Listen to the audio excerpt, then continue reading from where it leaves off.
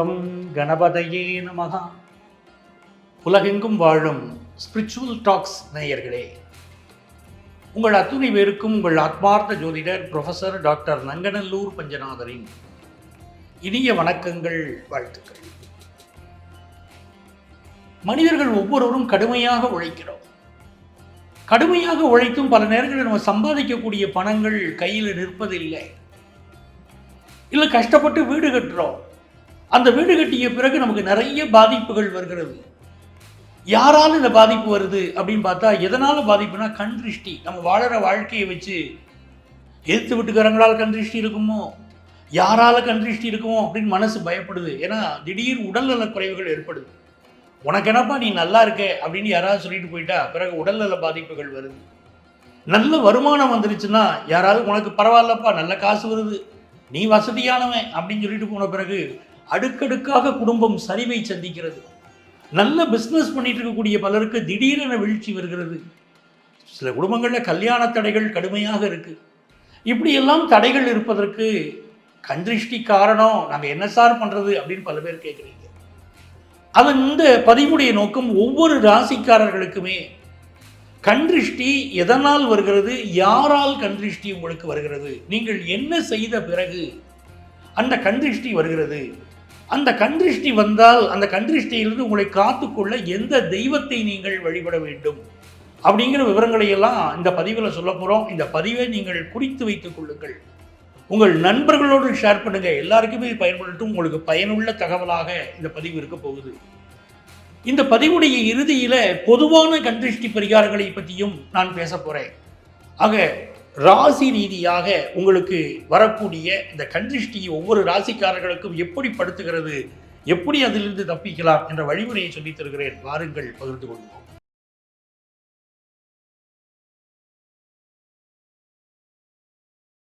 எனதருமை மகர ராசி என்பர்களே, மகர ராசிக்காரர்கள் என்னைக்குமே உழைக்க தயங்காதவர்கள்.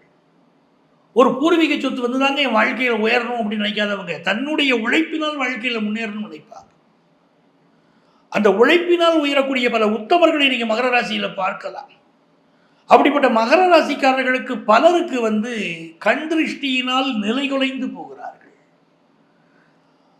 சொந்த வீடு கூட கட்டி அறகுறையா கட்டி வாழ்றவங்க பல பேரை நான் பார்க்கிறேன். இதற்கு காரணம் என்னன்னு கேட்டீங்கன்னா, ஒரு அழகான சொந்த வீடு ஒருத்தர் கட்டிடுறார். மகரத்துல தான் செவ்வாய் உச்சம். மகர ராசிக்காரங்க ஒரு சொத்து சேர்க்கிறாங்க வச்சுக்கோங்க, அந்த செவ்வாய் 7ஆம் இடத்தில் நீச்சமாகிறாரு பாருங்க. நண்பர்களே திருஷ்டிக்கு காரணமா இருக்காங்க. உங்களுடைய கணவன் வீட்டாரே உங்க திருஷ்டிக்கு காரணமா இருக்காங்க. 7ஆம் இடத்துல செவ்வாய் போய் நீச்சமாகுது. அந்த திருஷ்டி ஏற்பட்ட என்ன ஆகுது தெரியுமா? கணவன் மனைவி உறவுல கூட பலருக்கு பிரச்சனை வருது. 4ஆம் இடத்திற்குரிய செவ்வாய் ராசியில உச்சமடைகிறாரு. அந்த செவ்வாய் உச்சமடைகிறதுனால நமக்கு வீடு கட்டக்கூடிய யோகம் வருது. ஆனால் செவ்வாய் 7ஆம் இடத்தில் நீச்சம் அடைஞ்சுக்கிட்டு உறவினர்களும் நண்பர்களும் நமக்கு எதிரிகளாக கூட மாறி போகிறாங்க. பல மகர ராசிக்காரர்கள் குடும்பங்களில் நீங்கள் கேட்டிங்கன்னா, என்னுடைய தந்தை ஏமாற்றப்பட்டார், நான் ஏமாற்றப்பட்டேன், என் உறவினர்கள் சொத்து விஷயத்தில் என்னை ஏமாற்றிட்டாங்க அப்படின்னு சொல்கிறவங்க மிக அதிகம். கண் திருஷ்டியினாலே சொத்தை இழந்தவர்கள் பல பேர் அதிகம். இவனுக்குன்னு இவன் குடும்பம் வாழுது அப்படின்னு திருஷ்டிப்பட்டு அந்த திருஷ்டியினால பல பேர் சொத்தை இழந்துடுறாங்க. திருமண வாழ்க்கையில் பலருக்கு பிரச்சனை வருதுங்க. மிக கடுமையான பிரச்சனையை அனுபவிக்கிறாங்க. அந்த திருமண வாழ்க்கையில் ஒரு சந்தோஷம் வந்துருச்சுன்னா, நீங்க சந்தோஷமா இருக்கீங்கன்னு தெரிஞ்சிச்சுன்னா கடுமையான திருஷ்டி உங்கள் மீது விழுகிறது. அந்த திருஷ்டியினாலே உங்களுக்கு ஏற்படக்கூடிய பாதிப்பு, கணவன் மனைவி சேர்ந்திருக்காங்கன்னு பேரு, ஆனால் ஒற்றுமையா இல்லைங்கிறாங்க. சில இடத்துல விவாகரத்து வரைக்கும் போயிருக்கு. அப்படிப்பட்ட கடுமையான சோதனைகள் உங்களுக்கு இருக்கு. இன்னொரு புறம் பாருங்க, உங்களுக்கு 3ஆம் இடத்தின் அதிபதியாக இருக்கக்கூடிய குரு உங்க ராசியில நீச்சமடைகிறார். அக்கம் பக்கத்து வீட்டுக்காரங்க பொறாம பிடிச்சவங்களா பல பேர் அமைகிறாங்க. ஆபீஸ்ல ஒர்க் பண்றவங்க உங்களுக்கு எதிரிகளாக மாறுகிறார்கள். உங்களுக்கு ஒரு நல்ல இன்கிரிமெண்ட் வந்துருச்சுன்னா பலருக்கு தாங்கலை. உங்களுக்கு ப்ரமோஷன் கிடைச்சா பலருக்கு தாங்கலை. நீங்க எதிர்பார்க்கிற இடத்துல டிரான்ஸ்ஃபர் கிடைச்சா கூட பலருக்கு தாங்கலைங்க. அப்படி பல பேர் வயிற்றுச்சலோடு உங்களை அணுகுகிறார்கள். நல்லவங்க மாதிரி பேசுறாங்க, ஆனால் அவருடைய கண் திருஷ்டி உங்களை பாதிக்குது.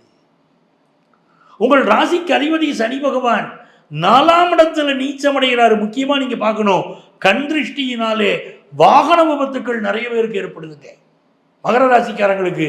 அதே மாதிரி இவர்களுக்கு தேக ஆரோக்கியம் பாதிப்பு வருது, ஹெல்த் இஷ்யூ வருது. பல மகர ராசிக்காரங்களுக்கு ஹெல்த் இஷ்யூ வந்ததுக்கு பின்னால் பார்த்தீங்கன்னா சொந்த வீடு கட்டியிருப்பாங்க. சொந்த வீடு கட்டினப்பறம் ஹெல்த் இஷ்யூ வந்திருக்கும். ஒரு வாகனம் வாங்கியிருப்பாங்க, அதற்கு பிறகு ஹெல்த் இஷ்யூ வந்திருக்கும். எப்படிப்பட்ட ஒரு சூழ்நிலை பாருங்க. அதே மாதிரி அரசு துறையில் இருப்பாங்க, ஒரு நல்ல பதவி உங்களுக்கு கிடைச்சிருக்கும், அதற்கு பின்னால் ஹெல்த் இஷ்யூ வரும். இதெல்லாம் நம்முடைய இருக்கக்கூடிய உறவினர்கள், நண்பர்கள், பக்கத்து வீட்டுக்காரர்களால் ஏற்படக்கூடிய கண் திருஷ்டி நம்மளை கடுமையாக பாதிக்கிறது அப்படிங்கிறது உண்மை. 5ஆம் இடத்திற்கு அதிபதியான சுக்கிர பகவான் 9ஆம் இடத்தில் நீச்சமடைகிறாரு. ரொம்ப முக்கியமா நம்ம பார்க்கணும். உங்கள் பிள்ளைகள் உயர்கல்வி வாய்ப்பு உங்களுக்கு கிடைக்குது, அதனால கண் திருஷ்டி ஏற்படுகிறது. அவர்கள் உயர்கல்வியில் ஒரு பாதிப்பு வருது. உங்கள் பிள்ளைகளுக்கு ஒரு ஃபாரின் ஆப்பர்ச்சுனிட்டி கிடைக்குது, கிடைச்ச பிறகு கண் திருஷ்டியினாலே அவர்களுக்கோ உங்கள் குடும்பத்துக்கோ பாதிப்பு வருது. நீங்கள் ஒரு நல்ல தொழில் செய்கிறீங்க, அடுத்தவனுக்கு பொறுக்காது. அந்த தொழிலில் நீங்கள் வளர்ந்து வரீங்கன்னா பிறருக்கு பொறுக்காது. அவனுக்கு என்னையா ரொம்ப நல்லா இருக்காம்பாங்க. அந்த வார்த்தைகள், அந்த பார்வைகள் உங்களை கடுமையாக பாதிக்குது. 9ஆம் இடத்திலே சுக்கிரன் நீச்சம், அதுவே உங்களுக்கு வாகன விபத்தையோ, தொழிற்சாலைகளில் பிரச்சனையவோ, தொழிலில் நஷ்டமோ, வேலை செய்பவர்களால் பிரச்சனையோ வருது. உங்களோட வேலை செய்யக்கூடிய பணியாளர்கள் ஒத்துழையாமை, இல்லை உங்கள் கம்பெனியில் இருக்கக்கூடிய மிஷின்கள் ரிப்பேர் ஆகிறது, இப்படியெல்லாம் திருஷ்டி விழுதுங்க. இந்த திருஷ்டியினால் கடுமையான பாதிப்புகளை நீங்கள் சந்திக்கிறீர்கள். அது ஹெல்த் பாதிப்பு ரொம்ப அதிகமாக இருக்கு. இப்படிப்பட்ட ஒரு சூழ்நிலையிலிருந்து மகர ராசிக்காரர்களுக்கு இந்த மாதிரி பாதிப்புகள் வரக்கூடாது. திருமண வாழ்க்கை, திருமண உறவை பாதிக்குதே இந்த திருஷ்டி, என்ன செய்யறது? அப்போ இந்த திருஷ்டியினால் நமக்கு பாதிப்புகள் வராமல் இருக்க நாம் என்ன செய்யலாம்?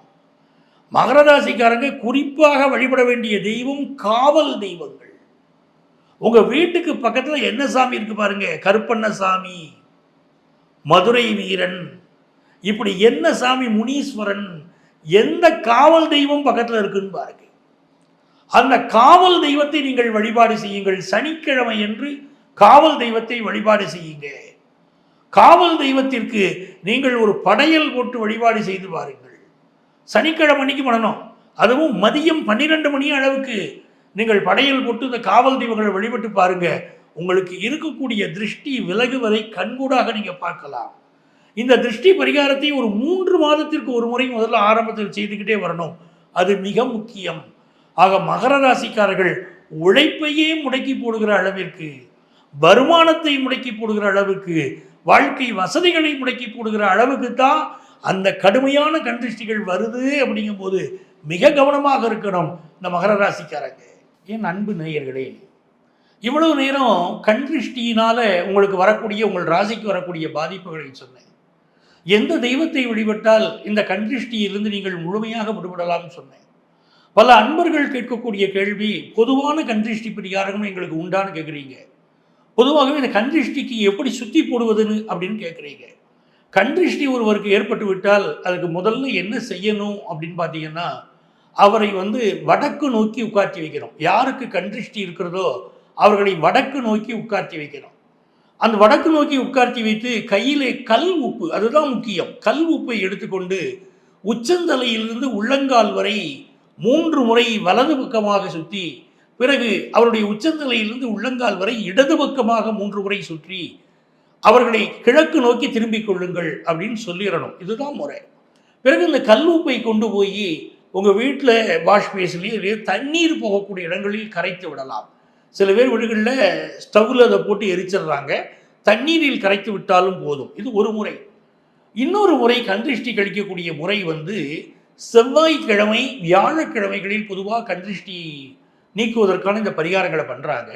இன்னொரு முறை என்ன இருக்குன்னு பார்த்தீங்கன்னா, காய்ந்த மிளகாய் இருக்குது பார்த்தீங்களா, அந்த காய்ந்த மிளகாய், சிறிது கல் உப்பு, இதை எடுத்துக்கொண்டு நான் முன்னரே சொன்னது போல ஒருத்தரை உட்காத்தி வச்சு, வடக்கு நோக்கி உட்காத்தி வச்சு, வலதுபுறமாக 3 முறையும் இடதுபுறமாக 3 முறையும் சொல்லி அவரை சுற்றி விட்டு, பிறகு அந்த காய்ந்த மிளகாயை கொண்டு போய் எரிச்சு விடுவாங்க. இது ஒரு முறை இருக்கிறது.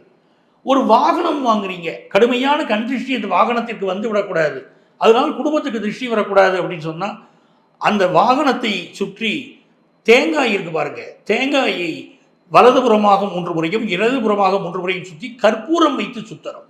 கற்பூரம் வைத்து அந்த தேங்காயை சுற்றி என்ன பண்ணுறாங்கன்னா, முதல்ல குடுமையை எடுத்துடணும் தேங்காயிலிருந்து, அதன் மீது கற்பூரம் வைத்து அந்த வண்டிக்கு கற்பூரத்தை காட்டிவிட்டு தேங்காயை வலதுபுறமாக 3 முறையும் இடதுபுறமாக 3 முறையும் சுற்றி ஒரு திருக்கோயில், முடிந்தவரை பிள்ளையார் கோயிலாக இருந்தால் நல்லது, அந்த கோயிலில் சிதறுகாய் கொடுத்து விட வேண்டும் அந்த தேங்காயை.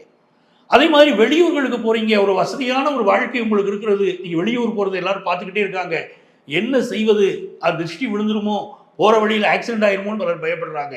இவர்கள் செல்லக்கூடிய வழியிலே இருக்கக்கூடிய காவல் தெய்வம், அப்படி தெய்வத்தை வழிபடணும். உதாரணமாக சென்னையிலிருந்து புறப்படக்கூடியவர்கள் இரணியம்மன் கோயில்னு எல்லையில் இருக்க பாருங்க, இரணியம்மன் கோயிலில் பூஜை செய்து விட்டு வண்டியை எடுத்துக்கொள்கிறார்கள். இப்படி ஒவ்வொரு பகுதியிலும் ஒரு பழக்கம் இருக்கிறது. இப்படி நீங்கள் வழிபாடு செய்யலாம். மிக முக்கியமான ஒரு கேள்வி மக்கள் எழுப்பி இருக்கிறீர்கள். அது என்ன கேள்வினா, குழந்தைகளுக்கு திருஷ்டி சுற்றி போடுவது எப்படி சார் அப்படின்னு கேட்குறீங்க. சின்ன குழந்தைகளுக்கு 1 வயதுக்கு தாண்டிய குழந்தைகளுக்கு திருஷ்டி சுற்றி போடுகிற போது அந்த குழந்தையை தனியாக திருஷ்டி சுற்றி போடக்கூடாது. தாயின் மடியில் அந்த குழந்தையை உட்காத்தி வச்சுக்கிட்டு அந்த குழந்தைக்கு இதை போல கிழக்கு, அதாவது வடக்கு நோக்கி அவர்களை உட்கார வைத்து நீங்கள் கல்லுப்பை சுற்றி அந்த திருஷ்டியை வழக்கம் போல கழித்து விட்டு அந்த தாயின் மடியில் உட்காத்தி வைத்து தான் அந்த குழந்தைகளுக்கு பரிகாரம் செய்யணும். தனிப்பட்ட முறையில் சிறு குழந்தைகளுக்கு கல் உப்பு பரிகாரமோ வேறு கண்திருஷ்டி பரிகாரமோ செய்யக்கூடாது. பிறந்த குழந்தைகளுக்கு கண்திருஷ்டி கழிவதற்கு இவர்களுடைய கன்னத்திலே ஒரு கருப்பு மை போட்டு, கண்ணுக்கு இடுவாங்க பாருங்க கருப்பு மை, அந்த மையா இருந்தாலும் போரும். விளக்கை எரிய விட்டு இந்த விளக்கு திரியிலிருந்து ஒரு கருக்கு வரும் பாருங்க, விளக்கு எரிஞ்சு முடிஞ்ச பிறகு அந்த கருக்கை எடுத்து கூட கன்னத்திலே ஒரு புள்ளி வைக்கணும். அதே போல குழந்தையுடைய உள்ளங்காலிலே அந்த கருப்பு புள்ளியை, கருப்பு பொட்டு வைக்கிறோம். இப்படி வைத்தீர்களானால் குழந்தைக்கு வரக்கூடிய திருஷ்டியும் போகும். அன்பர்களே, உங்கள் ராசிகளுக்குரிய கண் திருஷ்டி யார் வருகிறது, எப்படி தீரும் என்ற வழிமுறையை சொல்லியிருக்கிறேன். பார்த்து மகிழுங்கள். உங்கள் வாழ்க்கையை நீங்கள் தற்காத்துக் கொள்ளுங்கள். உங்கள் அத்தனை பேருக்கும் உங்கள் ஆத்மார்த்த ஜோதிடர் ப்ரொஃபசர் டாக்டர் நங்கநல்லூர் பஞ்சநாதனின் அன்பு வணக்கங்கள், வாழ்த்துக்கள்.